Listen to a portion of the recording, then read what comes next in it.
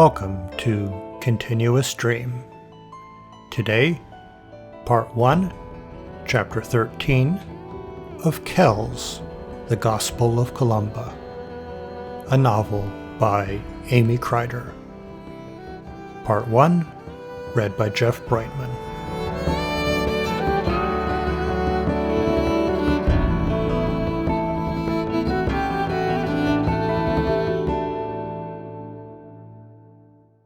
Chapter 13. A Bargain.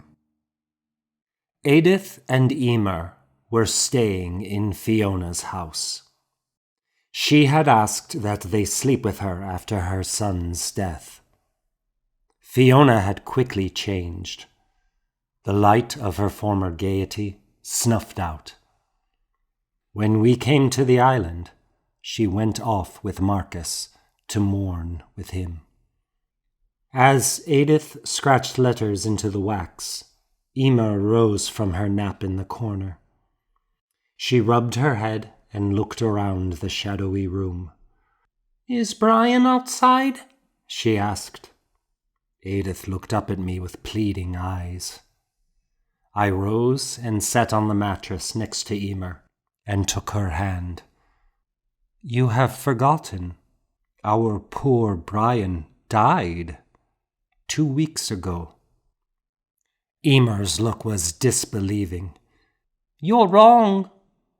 "I'm sorry, my child." "Not Brian. Not the bees. The bees. I dreamt it. It was a dream." I pulled her to me. She was trembling and weak, not crying or struggling, but confused and lost. "I must have dreamt it." "He is with God," curled in my arms, a shaking, delicate ball. "Why did God take him?" "He is in heaven, and it is a joyous place, full of shells and the sea and wonderful things. Remember, he received baptism at Easter. He is there."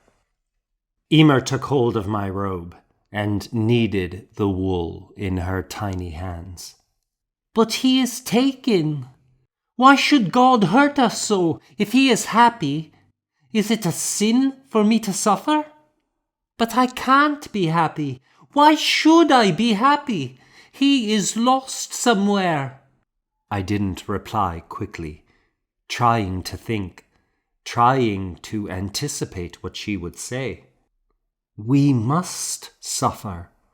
Heaven is all the sweeter for us because we suffer here." Emer sobbed in deep confusion. When she finished shaking, she wiped her face on my shoulder and sat up. "Then I will not love. And I do not love God. God is wrong to hurt us. I hate God forever." I stroked her downy hair. The room seemed very dark, as if there were only a small light shining just on us. All else receded into shadow. "The world needs your love, Emer, because we suffer. You may be angry with God, and I know it is wrong that you suffer. It is wrong. I won't defend God. I can't. I don't know his way or reasons, but you must love. And you will love better because you know suffering. Only those who suffer and grieve know how precious love is, and how precious our brief time is. Your mother needs your love. Edith does. We suffer with you, and we love you, and need you." Emer lowered her eyelids and thought, making a small noise to speak several times, but no words came. Then she asked, "Do you need my love, Uncle Tach?" I didn't know where this came from. Calling me uncle? Her wet green eyes were penetrating. "Yes, Emer, I do. Very much." "And I do too," Edith said. Emer ran to Edith and kissed her. "I should go to Mama. She may need me." "She's sleeping at home," Edith said. But just then, Gwyn came to the door. She stood with clear eyes, her face pink, looking at them as if seeing them for the first time in months or years. "My girls, she said. Emer ran to her, and Gwyn pulled her into her arms and lifted her up. Emer turned her head towards Edith. "Come, we must help Mama." Edith put down her pen and joined them. The three of them went outside. I went to the table and closed the lesson book. Morgan had been sewing by the window. We were alone in the house now. She sewed with the fishbone needle rapidly, making fine, tiny stitches. "Oh!" she started. She had pricked herself. I knelt beside her and held down on the puncture with my thumb. "I only don't want to get a stain on the fabric. Emer loves this pale yellow." We stayed in this position for a while. Her finger felt so strong in my grasp. I could study her fine features. There was a little gray in her black hair. This might be the only time I would ever be so close to her. I was close enough to kiss her. "Do you really want to be a monk?" she asked in a low voice. I said nothing and didn't move. "It's just that you do seem full of love." "What is love to a practical woman like yourself?" She laughed, the sound like a spring bird. "Am I right in thinking this first year is a time for you to make the final decision?" So, she knew all that. "That's right." "Do you ponder it?" I pulled her hand to my lips. "There is nothing else for me but this vow." I closed my eyes, surprised at the softness of her hard-working hand. With my eyes closed, I said, "I won't go into it, but I have a premonition of an early death. There's no point in my marrying, even though it sometimes seems there's little point in my vow. Perhaps there is nothing that can make me happy. I once told my sister happiness wasn't the goal. Now I know I was lying." "I think you can be happy." She turned and grazed my lips with hers. I had never been kissed. It was only a touch, like the sigh of a cloud. I pulled away. "I'm sorry," she said. "I don't want to lead you into sin." I wrapped her hands in mine. "Don't be sorry. Perhaps I should consider it all very carefully." Her smile back was cautious but sweet. I hiked up to the top of the hill of Dune E, barefoot, the sharp stones bruising my feet, a few drops of blood wetting the light, dry soil. I turned my back to the monastery and sat, pulling off the white scapula and folding it beside me. It was cold through my thin tunic, and I felt my skin turning as cool as the rocks. The sun was dim. I looked at my pale hands and legs, grayish in the cloudy afternoon. I sat still and concentrated on the cold, trying to feel it with my whole being. Then I picked up the flail and struck it against my outstretched legs, which were already streaked with the red marks of days of this penance. Afterward, I went down to the beach and stood up to my thighs in the frigid water, the salt biting my wounds, my arms outstretched in prayer, murmuring psalms. The cold water burned. When the bell was struck for nonnes, I joined the swarm of monks, melting into the crowd, dissolving in the common voice of the chant. I didn't notice how the abbot or anyone else reacted to this penance, which I observed every day between sext and nonnes, no longer noticing how anyone looked at me or feeling judged. I didn't carry out this activity as a punishment, not to castigate or torture myself. It was not out of a belief that I had sinned against God and deserved pain. It was only that penance was the one opportunity for relief. I was glad for the vow of silence, that I wasn't required to speak. My whole body felt like a vessel of secrets, of painful longings and sinful needs. I only wanted to need nothing, to cast all need out of myself in icy waters and starved sleep, to burn up all need, like burning a wasteland of weeds to clear new ground. One day, as I sat reading in the house, someone set a book in front of me. Marcus squeezed my elbow. "Do you remember this?" he whispered. I opened the book. It was a favorite from our youth, something forbidden, a comical verse.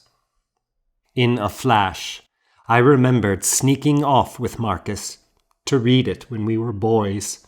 I smiled as I turned the pages. Marcus kissed my cheek.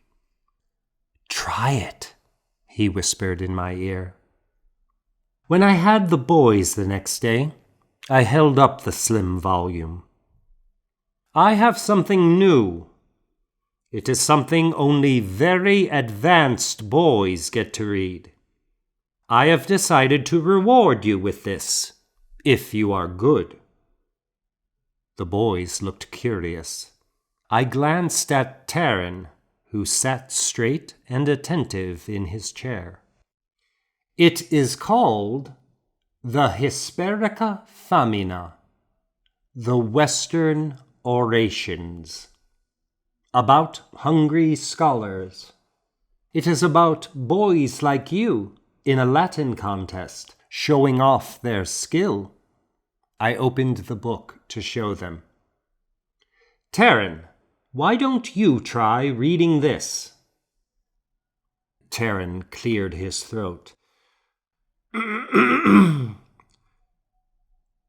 "Nam equali plasmamine mellifluam populas osonici faminis per guttural sparginem?"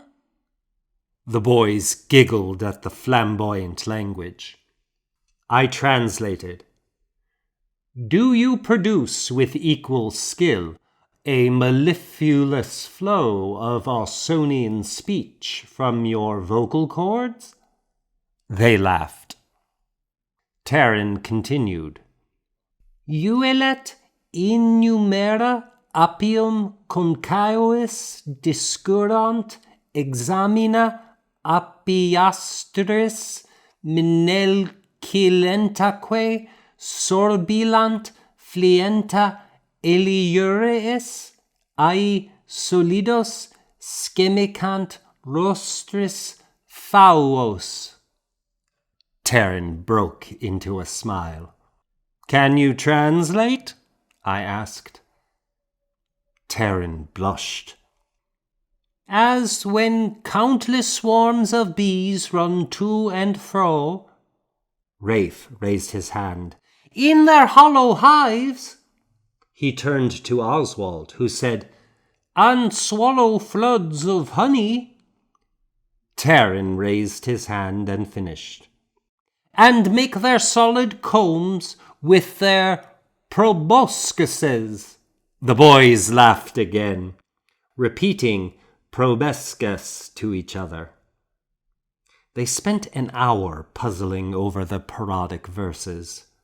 When the bell was struck, Rafe said, Can we do this again tomorrow? Only if you continue to be good. The boys thanked me and started to leave. I caught Terran's eye and motioned for him to sit back down. Terran sat, looking nervous. I was better today, he said. I didn't smile. I think you are old enough that I can ask you, why? Why do you incur my wrath? Are you completely a wretched sinner who cannot control himself? Terran flushed. I am not wretched. Or I am. I am wretched. I want you to expel me. Send me home. Isn't it the only thing to be done with me? I sighed and shook my head. You must stay until you prove yourself. I want to prove myself. I want to prove my ability to ride and to fight and to lead men and solve problems. Why can't I prove myself in that way? In time, you will. And in time, you will go home. I think sooner rather than later. You can prove yourself by showing you can withstand a situation that isn't your choice. Be a man and bear up to it. There is manhood in facing unbearable situations. Terran rested his chin in his hand. If I'm good, can we look at this book every day until I may leave? I extended my hand and we shook on it. We continued with Hesperica Famina.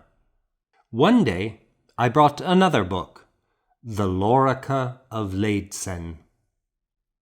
It begins with a long prayer of protection, I explained. Tege spinam et costas cum artibus, terga dorsum et neruos cum ossibus. Tega cutem sanguinem cum renibus, catacrunes nates cum femoribus. I had them translating on their own, scratching into their tablets, until they had puzzled out. Protect my spine and ribs with their joints, back, ridge, and sinews with their bones. Protect my skin, blood, and kidneys, the region of the buttocks, nates, and thighs. They laughed as the list of body parts went on for pages. On Thursday, in the evening before Compline, Jeremiah came into the house and tapped my shoulder. We went straight to the abbot's house. I knelt before the abbot's desk. Brazol smiled. Connachtach, I want to compliment you on your teaching. I know you have improved greatly. Thank you, Father, with God's help. Brazol's smile broadened. Brother Nehard is getting quite old, and his duties burden him. Now that you have found your way in teaching, You will teach Fridays as well, and relieve our dear brother. You are up to the task." It did not seem like a question. I knew there was no refusing. There would be no more Fridays spent with Edith and Morgan. "Yes, Father. Thank you." Brisal patted my shoulder, and I left. Outside, I looked across the sound at the dark, quiet island. The water such a slender obstacle.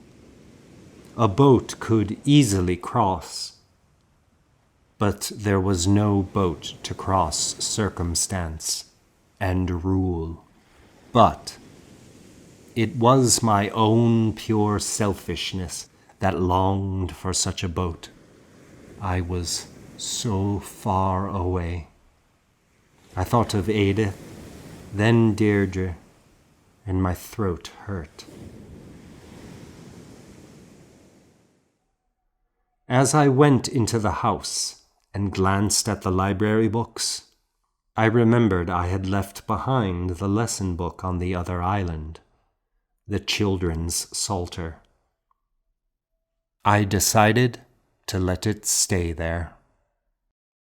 I went to Luke's cell and knocked.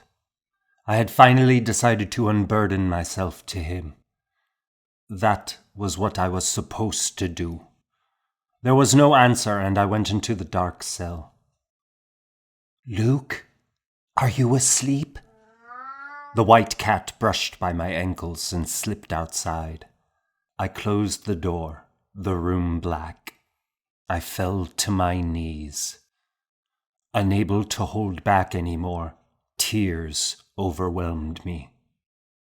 "Luke, I must know. There was something I wanted. To create a book that would stand as the Word of God forever, as we are a religion of the book.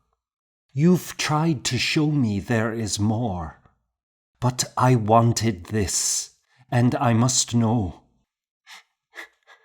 Is it pride? Is it the sin of pride? Is it only pride that drives me? Only pride?" I put my hands over my wet face. There was no answer. I reached out for the monk in the bed and felt a cold hand. I found the lamp and lit the wick from an ember of the banked fire. Luke's head was turned strangely, his sightless eyes open and staring, unmoving, his mouth open. I put my hand on the monk's forehead. It was cold. He had been dead for some hours. After Luke was buried, as the monks came out of the church, Gormgall stopped and stared at Luke's cell on the little hillock. "See the light," he said softly, and the monks stopped and nodded. I looked, but saw no light, just a cloud above that glowed with the moon behind it. It didn't surprise me that I didn't see the light the others saw, because I knew I wasn't blessed. In the refectory, I noticed kind glances from Gormgall, Reuben, and others. After the meal, as we walked out, I felt a hand on my back. Brisal was comforting me. I had thought myself lonely before Luke died, not appreciating what Luke meant to me.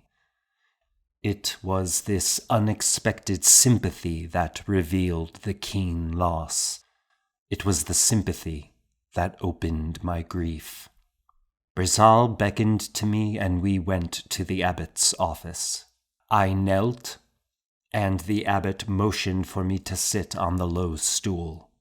Brisal said, I wondered who would be a good amkhara for you. The ledger was open on Brazal's desk. It was the chronicle of the monastery, and Luke's death was the last line recorded. I don't know. I don't feel the need of one right now. We all need to unburden ourselves. I couldn't imagine confessing to anyone. In time, I will find another. Perhaps when Brother Leo returns? I felt myself flush at the thought of confessing to the blustery teacher. I will find someone in a while.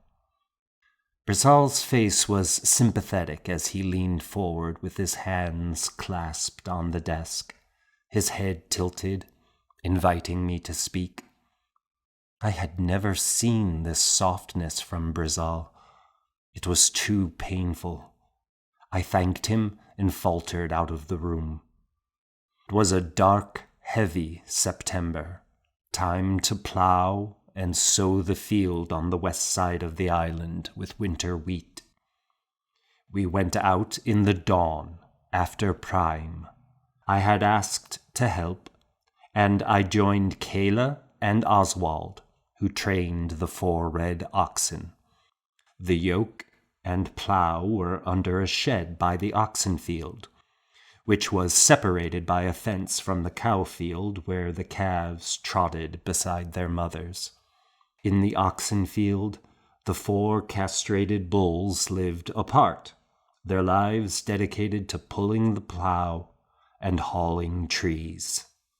As the men pulled out the implements, the oxen lifted their heads and stared. Oswald whistled and patted his chest. The oxen lumbered over. Back! Gee! Back! Oswald guided them into the harness.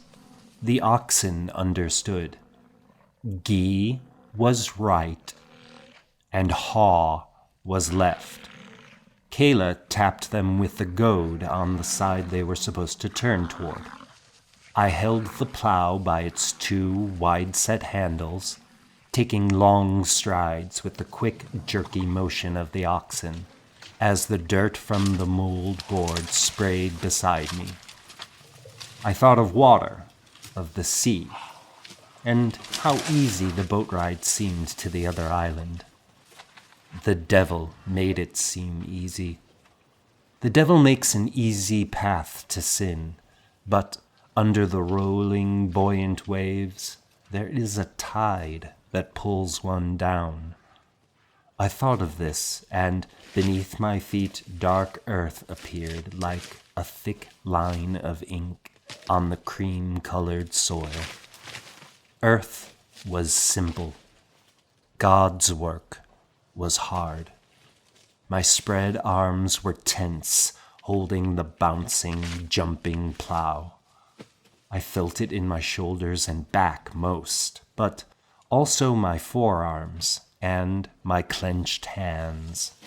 Hard work led to the fruits of abundance, and the ease of the devil's path led to the nettles and bracken of sin that tore one's soul with remorse. We came to the end of the furlong. Kayla tapped the goad. Gee! Gee! Oswald commanded. The plow leaned to the right. I leaned and lifted it slightly. We turned oxen and plow together, each doing a separate job in unison. Nothing existed but the pull of the oxen, the weight of the plow, the wavy line in the soil, my body shifting, Oswald's voice commanding them to turn, the goad rising and falling. The sun came out from the clouds, and it was suddenly bright and warm. Sweat trickled down my forehead. In the cold dark of the morning, the devil felt very present to me.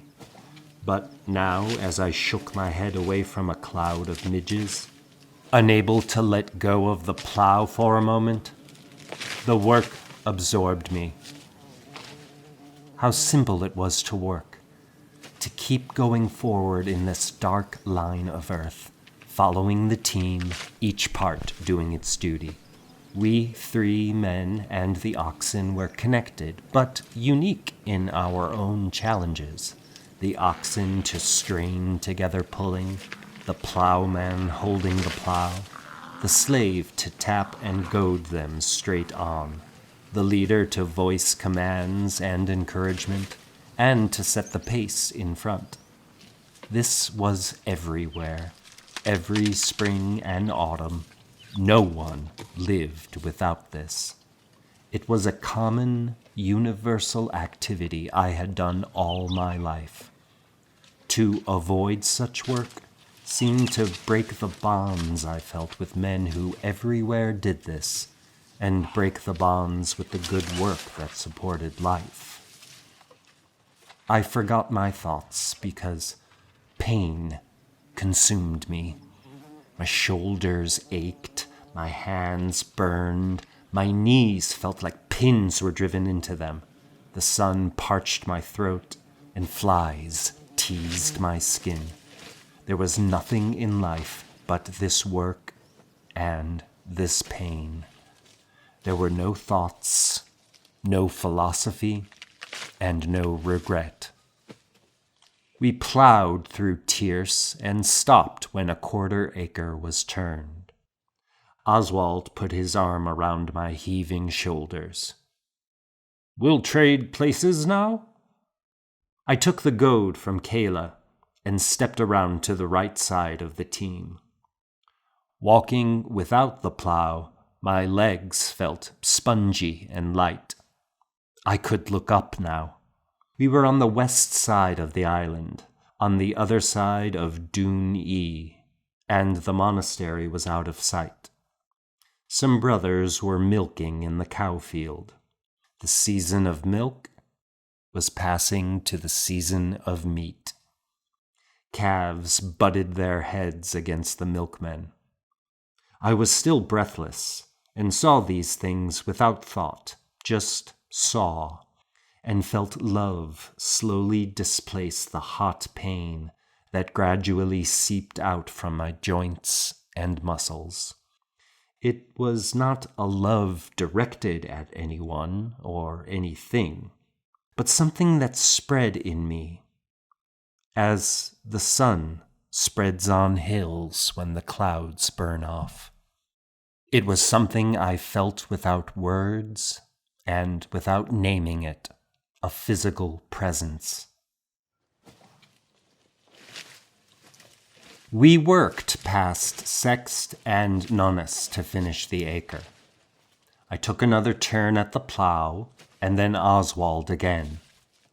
The second time at the plow, the pain bathed me, held me like a blanket, and I immersed myself, pushing into the earth and pushing into the pain, the earth always giving way, and the pain giving and rolling back like a wave. Again, there was nothing but dirt, heat, and pain, and it spoke my name like a mother singing a lullaby. And then we were done, and the end seemed sudden after a lifetime of plowing. I took a staggering step back. "Water," Kayla said. We led the yoked oxen to the trough and pulled off the yoke. The oxen stamped and flung their heads to the water. Kayla fetched a pail of water from the well, and we drank lustily. The sun was low, and I wanted to wash myself before vespers. I helped put away the plow and yoke, and we went to the pond at the south end of Dune E. I took off my scapula and tunic and waded into the water in my braise. It was cold, but not nearly so cold as the sea water I was used to. I stood up to my thighs and splashed myself all over. Kayla joined me, stripping nude. Kayla swam and splashed like a merry boy, and then floated on his back. "You swim well," I said. Kayla stood up to his waist. "Wouldn't it be wonderful if the water was warm? Really hot?" "The last time I was in water like this was almost a year ago, when my sister and I cleaned the hides after slaughter. It's hard to believe it's only been a year." The water darkened around us as the sun sank. The bell was struck for vespers. I threw on my scapula and hurried ahead of Kayla and joined the throng. I still felt weak and light from the day's effort, floating on the waves of the chant. As we came from the church, I looked up at Luke's cell. The golden moon was setting over it, and light gleamed along the edge of the roof. The light brightly washed over the thatch until the whole roof glowed. Perhaps I did see the light. Surely this was the blessed light. Someone stopped beside me. I turned to Reuben. Our eyes met. What did my face reveal? I recalled Luke speaking of this, how wonderful it was to see faces and their emotions. Reuben had a sweet, sad smile on his face, his eyes glittering and knowing. My heart seemed to fill my chest with a slow beat. I had never loved my brothers.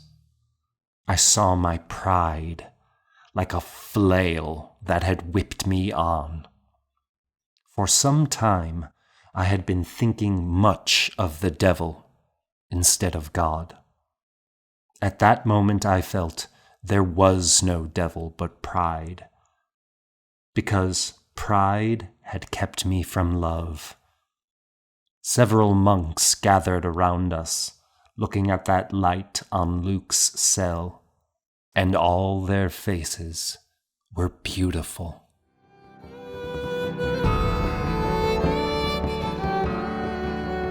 To be continued.